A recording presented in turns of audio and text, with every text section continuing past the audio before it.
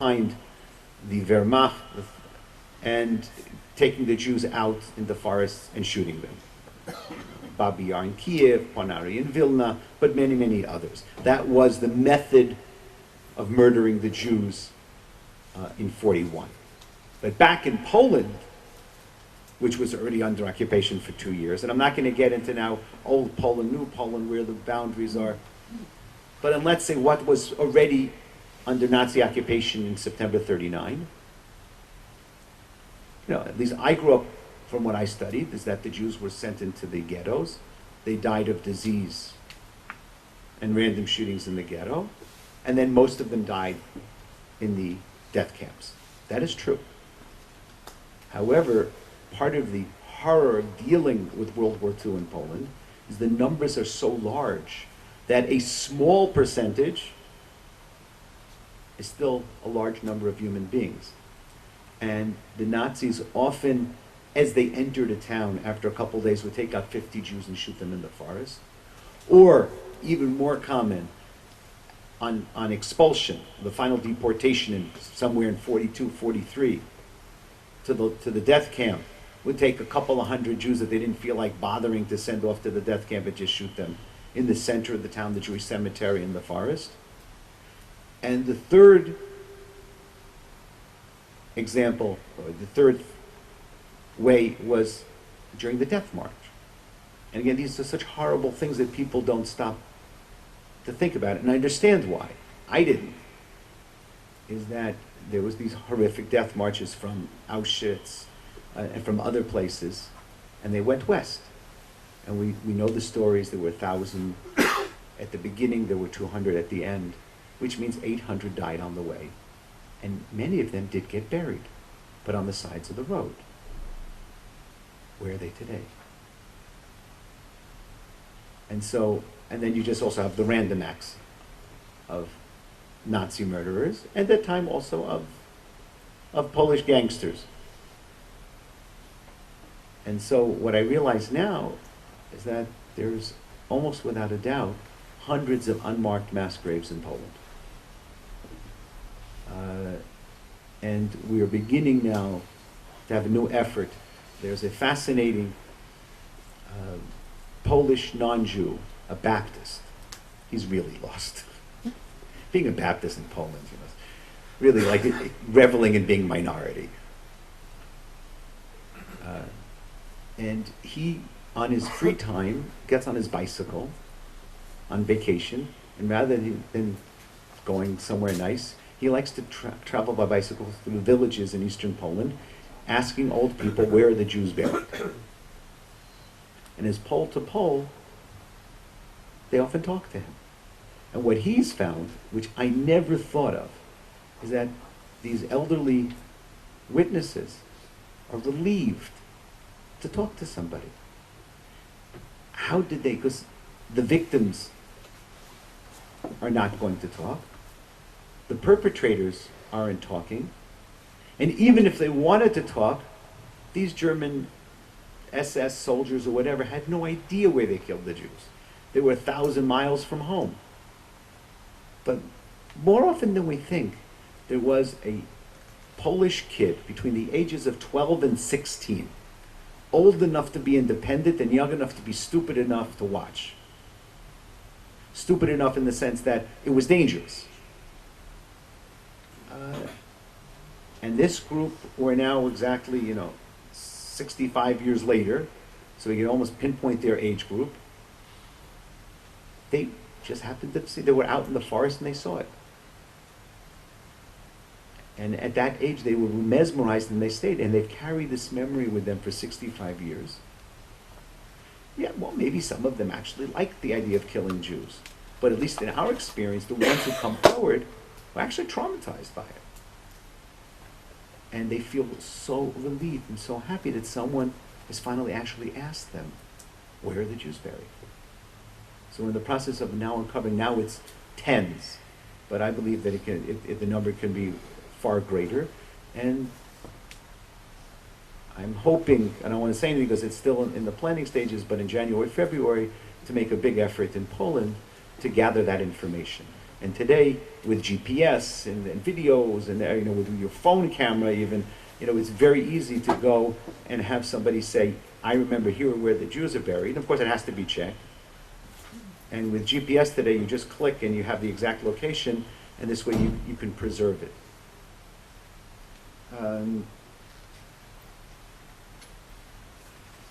Righteous Gentiles. There is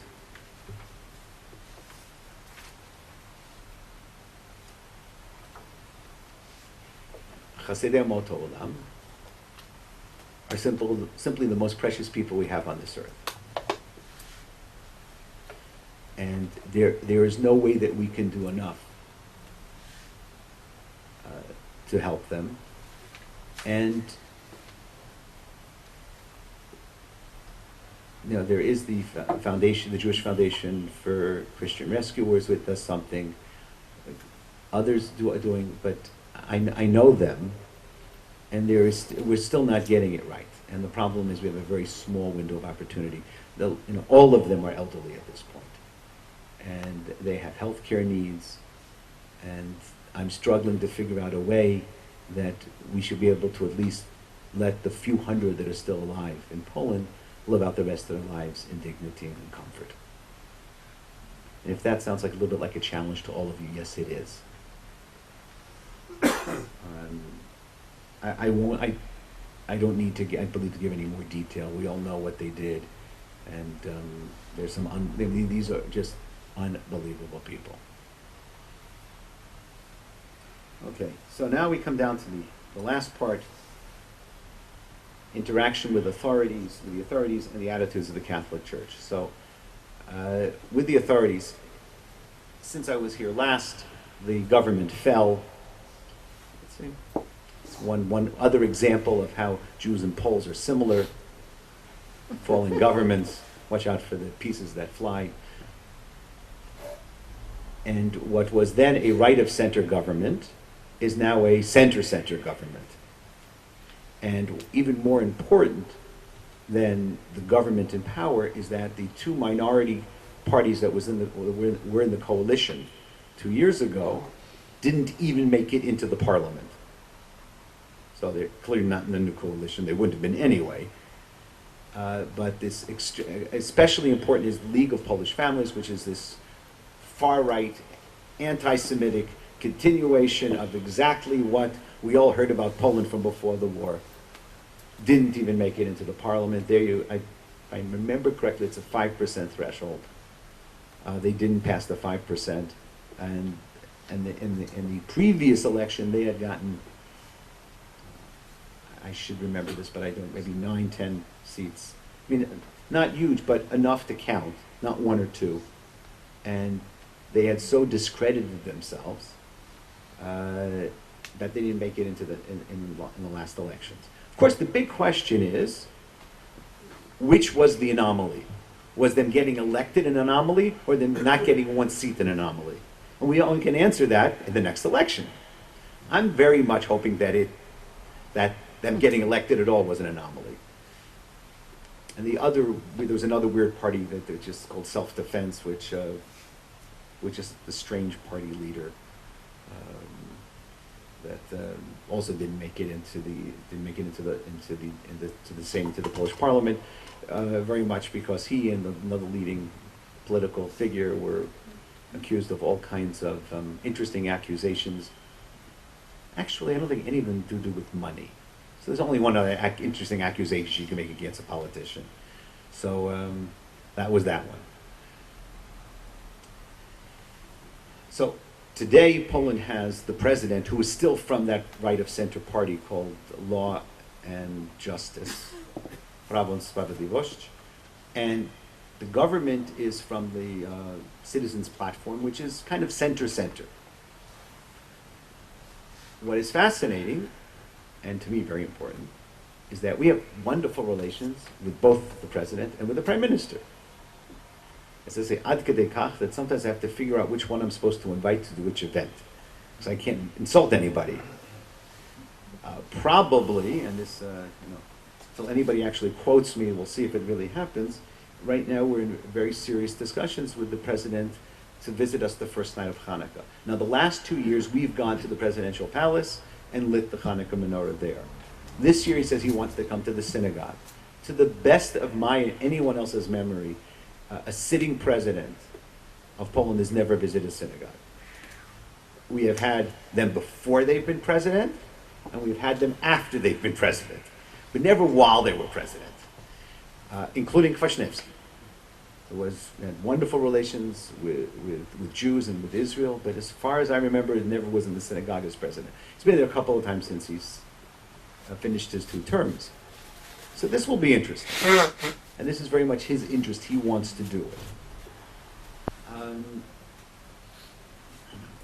Why are Poles interested in Jews in Israel today? It's a very difficult question to answer. Many people think it's guilt. I don't think it's guilt. In terms from this is Polish perspective now. I think it's that there's a realization.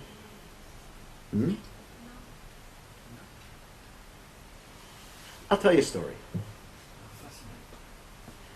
I think it was in March of this year. Chief Rabbi Metzger was visiting Poland, and we spent Shabbat in Łódź, in Lodz. And for Suda Shlishit and Maariv and Havdalah, we invited the mayor of the city. Now, this is like the number 2, number 3 city in Poland. He's a major character. He's Professor Kropotnicki. He's a professor of economics. He's done a lot in preservation of Jewish memory in Łódź, and Radegast and other things. And he has someone in his staff, a young Polish Catholic man who's fascinated with Judaism, is learning Hebrew, likes to come to shul from time to time. As far as anybody who really know Jewish roots, they come at Suda Shlishit, and I say to the mayor, I said, Mr. Mayor, it's wonderful that you have a rabbi in your office, referring to this young man. And he was there, and he looks at me and he says, of course he has to be a rabbi, because his voice is so bad he couldn't be a cantor. Now, could the mayor of Chicago make that joke? The mayor of Sydney make that joke? I'm not sure the mayor of New York can make that joke, and he's Jewish. So there is something that's, ba'avira. There's something that, I don't believe there's something in the air. I really don't believe there's something in the water. But it's a guilt or good? Guilt or good? Guilt or guilt? I'm not sure it's either. It's a fascination. Okay, Yeah. questions Okay. and remarks Yes. soon. Yes. Good. I think that it's somewhat of, one simple answer is the amputee syndrome. After they chop off your arm, you still feel you have it. That's certainly part of it, that now that the Jews aren't here, they miss them. Second, that it was very taboo under the communists to talk about Jews. So immediately, as soon as something that was forbidden becomes permitted, it becomes interesting. And third of all, there are people that, and then there's this whole phenomenon of the new Poland. Of course, every 2 years we said there's a new Poland. But what does new Poland mean? It means it's not the old Poland. And the pre-war Poland, there was significant anti-Semitism. So it means among a lot of the younger and not so younger who cherish this new Poland, Poland has moved. Poland is no longer in Eastern Europe, it's in Central Europe. When was the last time a country moved? Right? Czech Republic is no longer in Eastern Europe, it's now in Central Europe. And the Poles love it, as do the Czechs. And they would simply say that it's where they belong all along. But in order to become part of Central Europe and not Eastern Europe, it had to be a new Poland. In order to be a new Poland, you have to reject what was in the old Poland. Part of what was in the old Poland was anti-Semitism. So therefore, to become new Poland, you become an anti-Semite. And so you could say it's partially self-interest, but I think the self-interest is not guilt or guilt, but rather part of them becoming part of Western Europe. Can we wait with questions for another? I'm going to try to finish very soon. I don't know what that means when a rabbi says that. When a professor says that, that means after 50 minutes. Having said that, there is something going on today in Poland that is empowering, enabling those who probably all along had some interest now to be able to do something about it. And so that I want to differentiate between a new interest in Jews versus, actually we always kind of had an interest in Jews, but we had no way of doing something about it. And I suspect it's more the second than the first. And what happens is once you, in more and more towns and cities, you find small groups of people who want to do something Jewish. Whether in each place it can be different. Saving a synagogue, saving a cemetery, having a Jewish festival, teaching about Jewish history in the high school, having a historical circle and discussing it at the local cultural house. So I see it coming all out of the same root. And can I explain it exactly? I think I can, but more importantly is to identify the phenomena and then to be able to nurture that phenomena and to do something positive with it. We Jews, because of our historical experience, have become extremely adept at identifying anti-Semitism and fighting it. And we need to. We don't have a choice. Unfortunately, we are far weaker in identifying potential allies and friends. We need to be able to reorient ourselves and to use the same amount of resources that we use in fighting anti-Semitism, which we absolutely must continue to do, to also then use that same amount of resources, and I use the word resources here, which is vague. It means people, it means minds, it means money, and also use it nurturing friends and allies, potential friends and allies. I have the opportunity to travel throughout Poland. Couple of months ago, there was a conference in Zdunska Wola, which is southwest of Łódź. And it was grassroots, done by young Poles, non-Jewish Poles, to get a conference together of young Poles or not young Poles, preserving Jewish cemeteries around the country, that they all should come together and meet, because they had no chance to ever talk to each other. So the guys who were saving the cemetery in Rymanov, which is the other side of Poland, and from Olsztyn, and from Zdunska Wola, and from all of them came together. There were about 30, 40 people. Really, these are the good guys you want to meet. And they're really doing it. And they face challenges, and not everybody in the town likes what they're doing. But when we go and we give them support, and when we say, wow, thank you for doing what we actually should be doing, it gives them the sense of worth that they go out and do more. And the more they do, the more they bring in others, and it will begin to, it can spread. Hatred can spread, good things can spread. I know that not everyone's going to agree with me, but I would simply say, if you don't agree with me, give me 2-3 years and we'll see if I'm right. There was another meeting last month in Bydgoszcz, very similar, with people that are saving Jewish heritage. And these are Poles meeting with Poles to see what they can do better. Just to finish with the attitudes of the Catholic Church. You said before that it's starting on top and trickling down. I think in Poland it has a different nuance. I think you find in all levels, good and bad.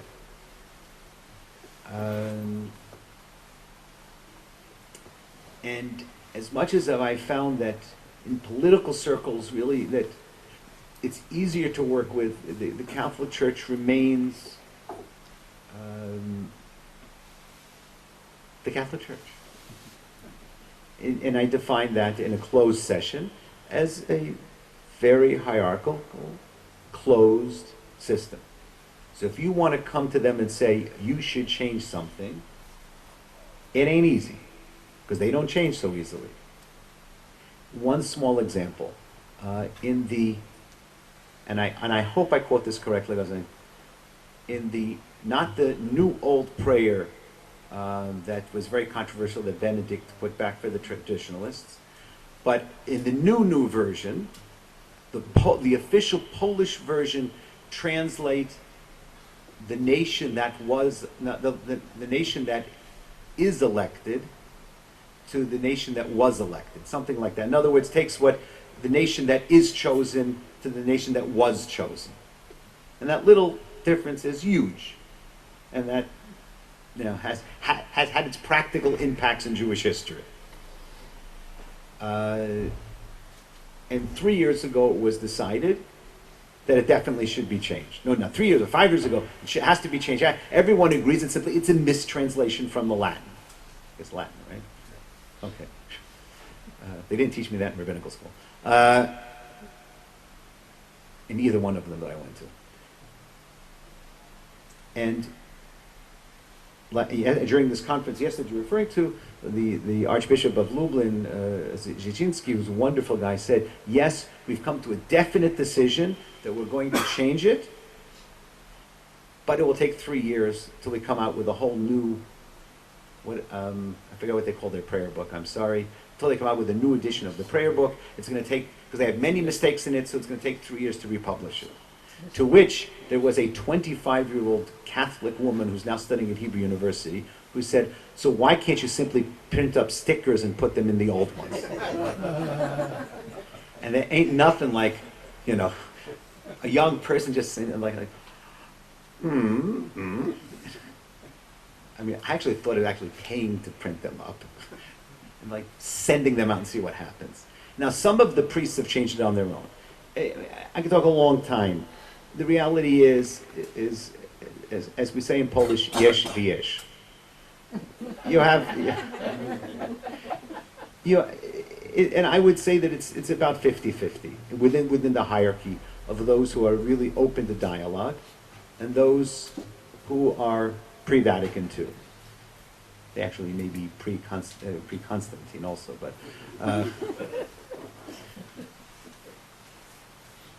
and it's a struggle. But and what I find to be very sad is that, for lack of a better, more professional term, the good guys really don't have a voice. They're losing their voice sometimes in the hierarchy, and they're scared. And I think that's the greatest problem, that we'll see how it plays out. And it has nothing to do with Jews. It impacts on Jews, but it's not because of Jews. That some of the traditionalists, and especially I think that's why I really concerned me what Benedict did with letting the traditionalists have their old prayer back for Good Friday? Good Friday? Yeah, okay. Because it's that kind of, pardon the word, pandering that is exactly what Poland doesn't need. On the other hand, you still have real John Paul II bishops and priests, guys who are going to continue to fight the fight. And we'll see what happens. A lot of the bishops and the priests don't like Radio Maria, and they've been highly ineffective in stopping them. And that's an internal church battle. It is more reflective, as I said already, the ineffectiveness of a lot of good-willed people rather than any kind of serious anti-Semitism. But sometimes ineffectiveness can be more dangerous than actual anti-Semitism. So, rather than trying to sum up, I will say one sentence to sum up, and that is, we are 2 years later, 2 years more into a developing, re-emerging Jewish community. It's discovering new problems and attempting to solve them. Questions?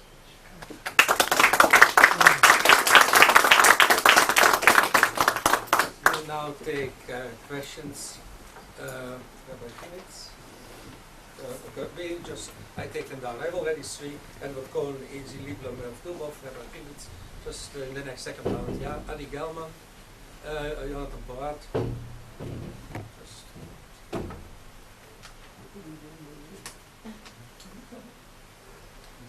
Three more.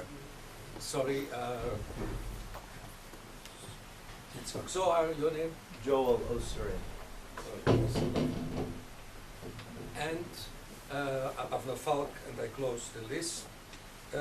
We do it in, as we always do, 3 rounds of 3.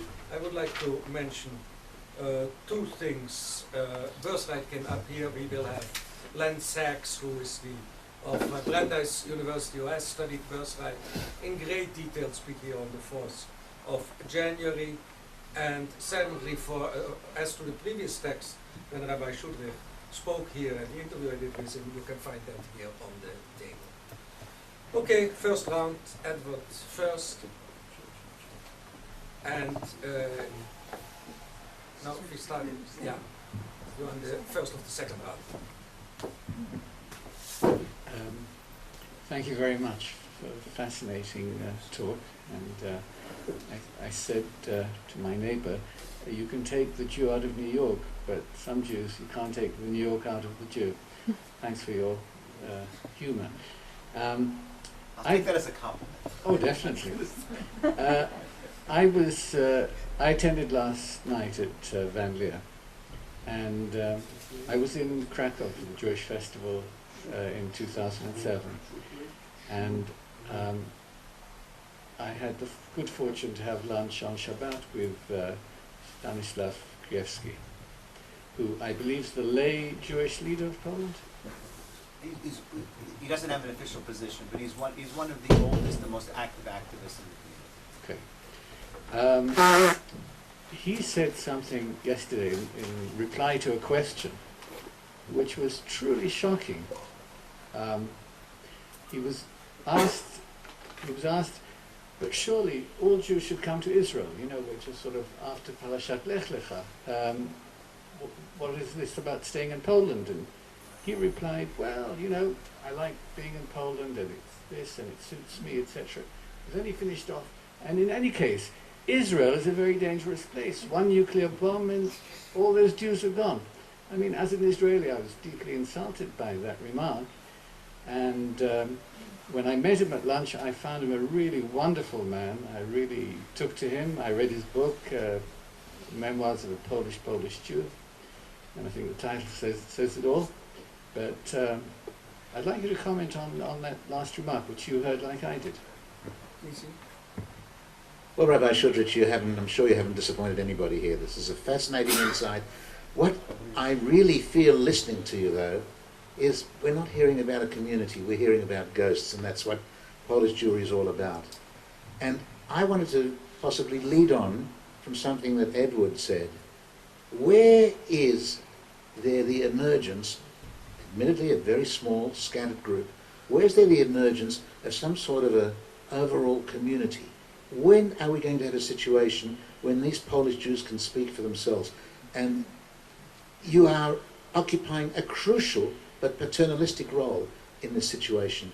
My feeling is that it would be very much in your interest to stimulate some sort of an emergence of a communal body which can nationally discuss their own problems, even though they're very small, and under guidance and with cooperation, but get the feeling that they're speaking for themselves and beginning to discuss internally their own problems.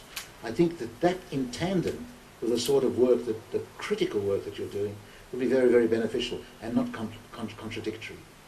Merv? You Australians, that's unusual. Thank you very much, Rabbi Schudrich. You touched on, I think, what is a huge topic and in a very interesting way. My question, I think, and Izzy has obliquely touched on it, I think, and I may be from what you said about 1,000 years too early to ask this, but can you say something about the the economic and social status of Jews in Poland?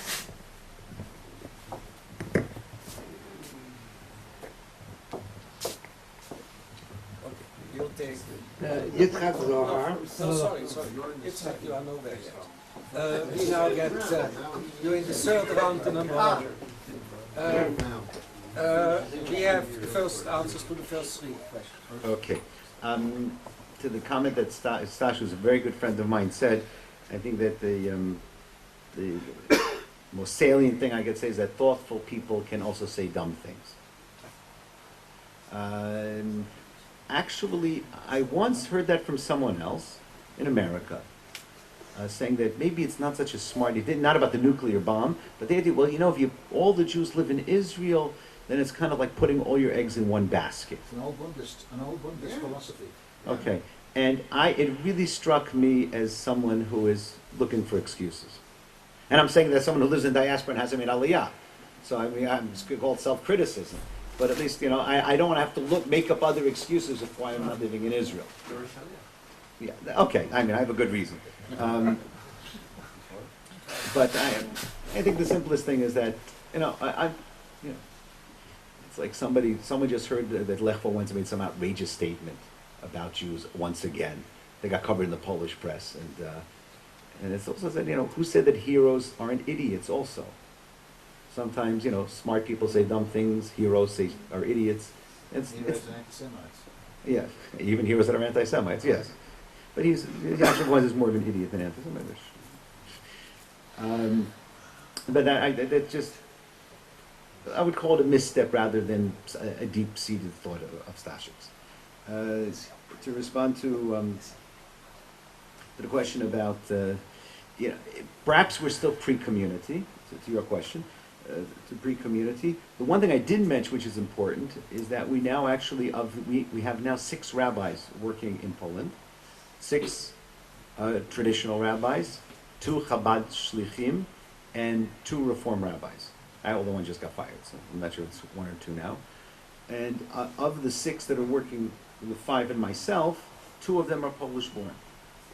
One of them, who was Polish-born, discovered when he was 16 that he was Jewish, went to New York to YU, came back, is now the director of the Lower Marasha School, a Jewish school in Warsaw. And the other one, born in 1981 in Warsaw, made Aliyah with his parents in 1985, and just came back a couple of weeks ago to take up the position as the second rabbi of Warsaw. So we're beginning to do that.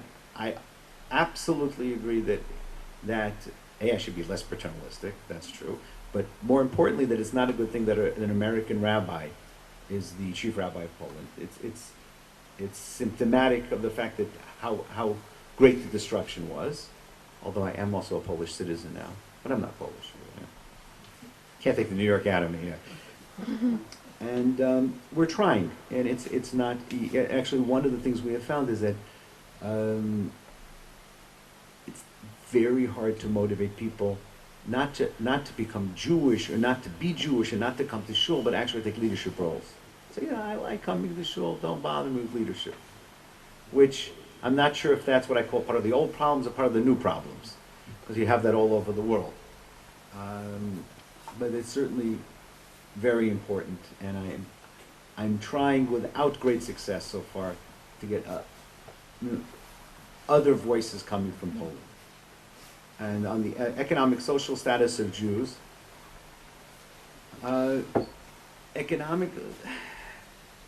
do not have the phenomenon, for better or for worse, of Jewish oligarchs in Poland, as you do in Russia. Perhaps that it's good news. I believe in long term it's good news, although it certainly make my life much easier in the short term. I think the Jews of today of Poland are scattered all over as the normal spectrum of Polish society. The social status, does that mean how much anti-Semitism is there really today?